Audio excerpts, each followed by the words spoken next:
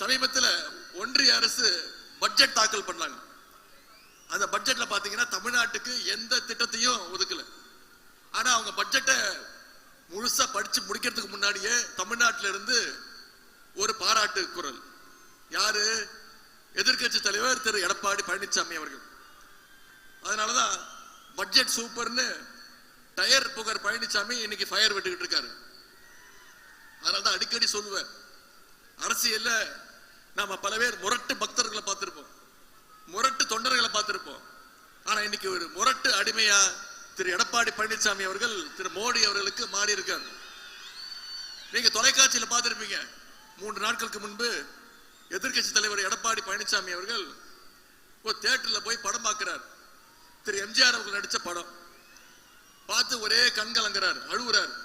நான் யோசிச்சு பார்த்தேன், இந்நேரம் திரு எம்ஜிஆர் அவர்கள் உயிரோடு இருந்திருந்தாருன்னா இவரை பார்த்து என் கட்சியை எப்படி ஆக்கிட்டீங்களேன்னு பார்த்து எப்படி எழுதிருப்பாருன்னு யோசிச்சு பார்த்தேன். 2019 அதிமுகவை பாஜகவுக்கு அடகு வச்சார். 2021 அதிமுக பாஜகவுக்கு லீஸுக்கு விட்டார். இப்போ 2026 அதிமுகவை பாஜகவுக்கு மொத்தமா வித்துட்டார். தன்னுடைய சுயநலத்திற்காக எடப்பாடி பழனிசாமி அவர்கள் அதிமுகவை அழிவு பாதையில கொண்டு போயிட்டு இருக்கிறார்.